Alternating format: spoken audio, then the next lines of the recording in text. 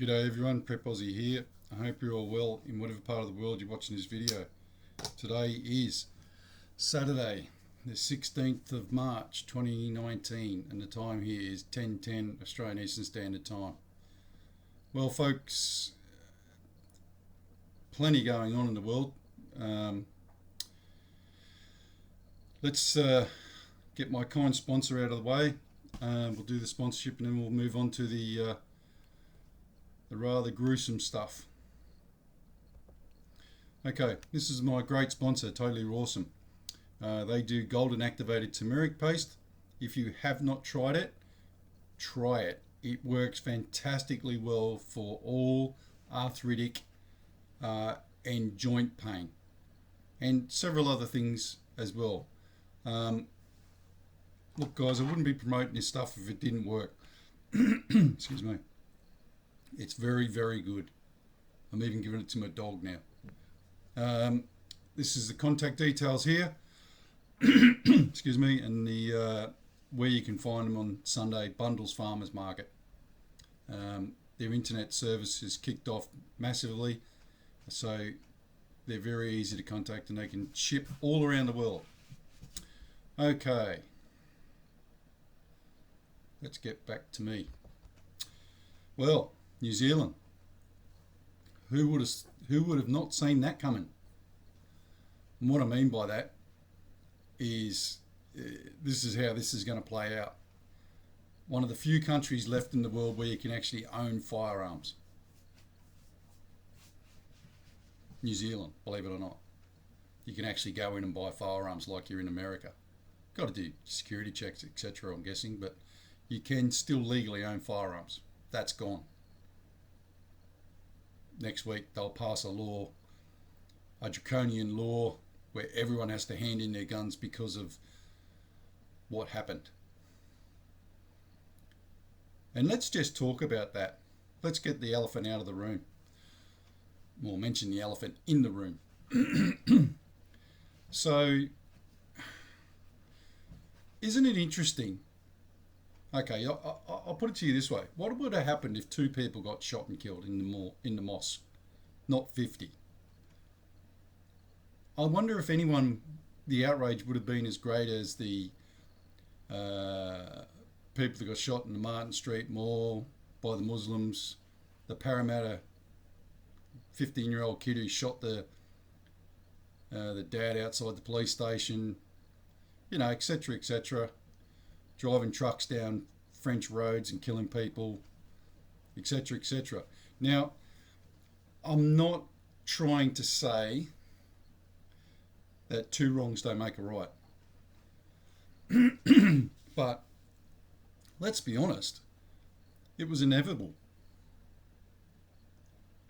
If you're going to get one group of people going, don't forget, it was only a couple of weeks ago that the guy in Melbourne, the black guy in Melbourne, stabbed people up and killed people and, tried to light a bloody couple of gas cylinders in the back of a bloody ute in the main street of Melbourne. So, but, phew, memory, all gone of that. So, as much as we don't want to believe this shit, there's people out there that actually take this shit to heart. And all Muslims are evil. Every mosque is where they breed evildoers, etc., etc. And can I just say, how many of you, excuse me, got a frog in my throat there. How many of you are aware of the fact, and if you're not American, if you're American, I'm sorry about this, but this is an Australian thing, that Usman Khawaja, the Australian third drop in the cricket team, his brother, his own brother, so you've got the guy in the Australian cricket team, you can find this out on ABC, on Google, whatever you want, his brother has been arrested for being a terrorist. He had lists of people he was working with other people to blow up and kill.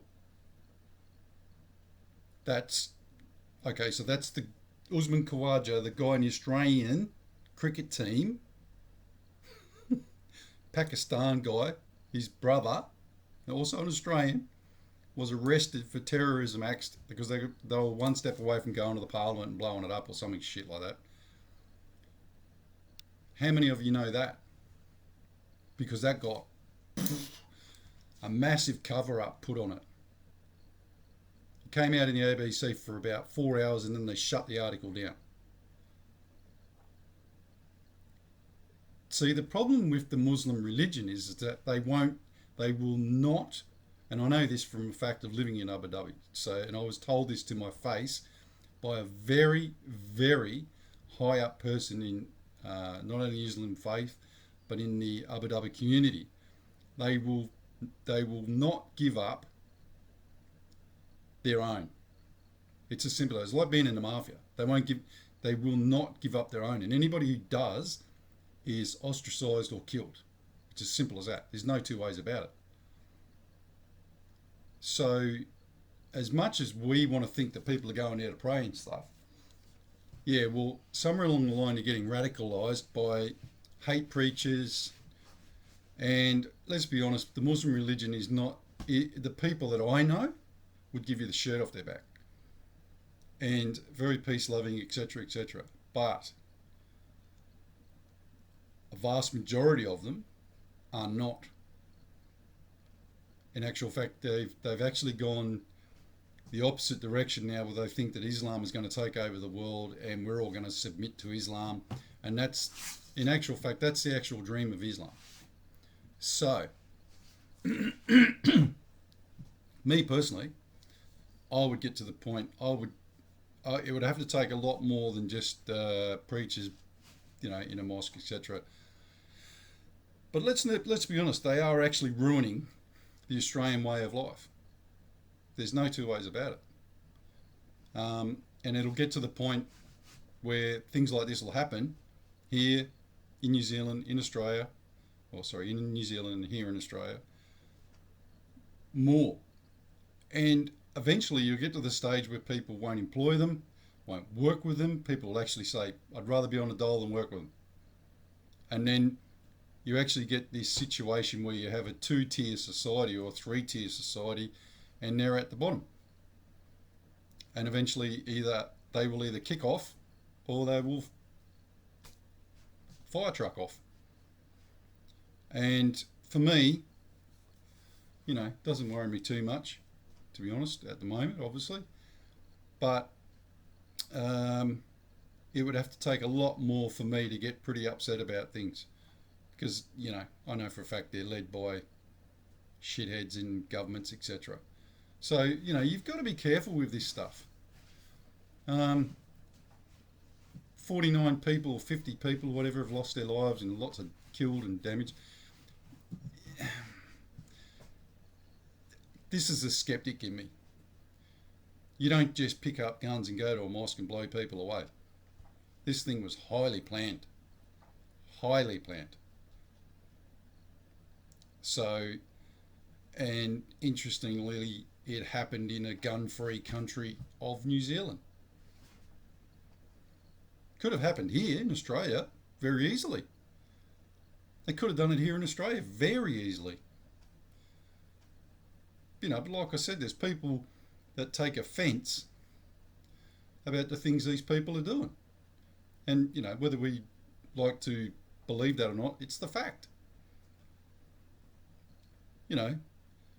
Closing down whole streets in Sydney so they can pray on a Friday. That pisses people off.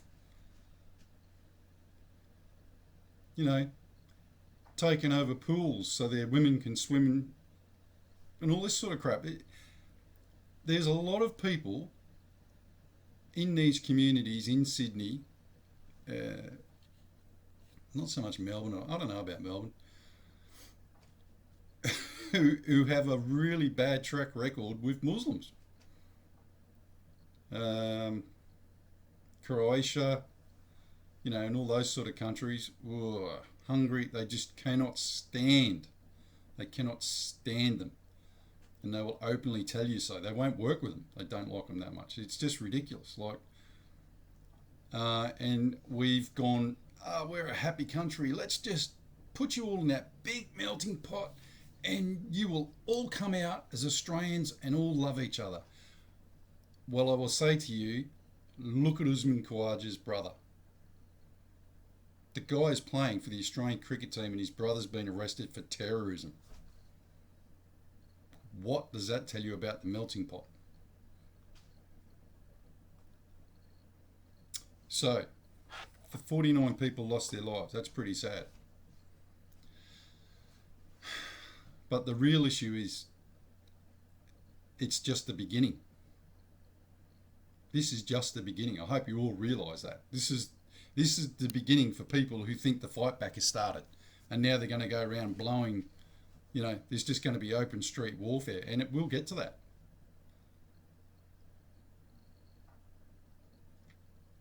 Have a think about that. Here in Australia, it will get to the fact of open warfare. Open street warfare. Gangs, like these Somalia guys running around in Melbourne. Gangs. Sorry, you can't call them anything else. There's areas in Sydney and Melbourne now where you just can't go if you're white.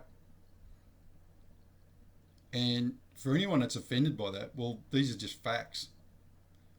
If you want to play the race card, go for your life, but that's just a fact.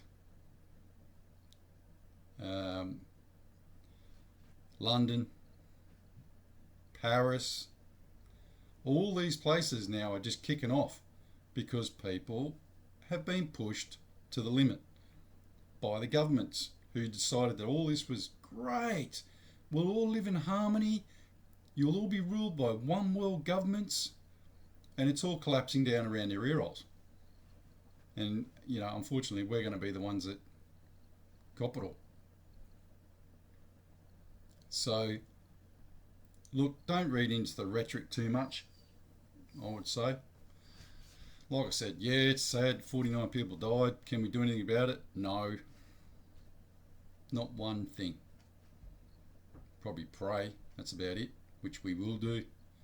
I'm not praying for the Muslim religion at all. I'm just praying. It's as simple as that. These things have been written ages ago.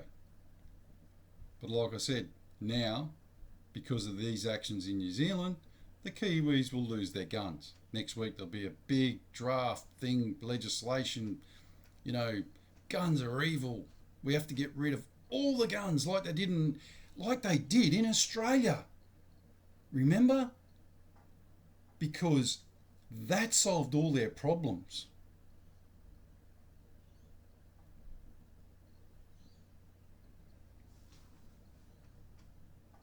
It's a stitch up, folks. Another one. And wait until you see the verse of the day. This is going to blow your mind. Verse of the day. Then know this, you and all the people of Israel, it is by the name of Jesus Christ of Nazareth, whom you crucified, but whom God raised from the dead, that this man stands before you healed. Salvation is found in no one else, for there is no other name under heaven given to mankind by which we must be saved. Whoa.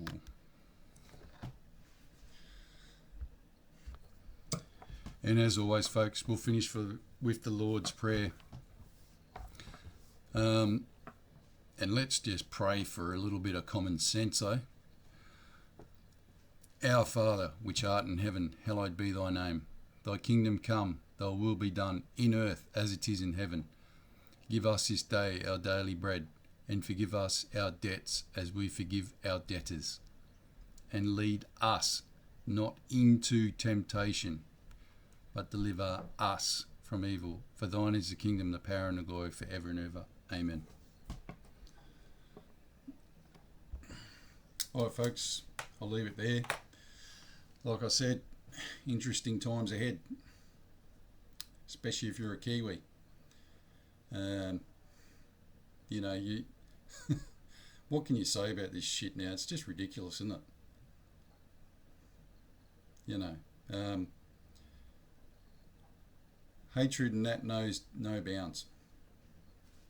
You know, when you know the stupidity of this is there's so many other things that we could all be worried about, like China, for example, than people praying. You know, it's just dumb. Just dumb. Anyway, God bless, prep out.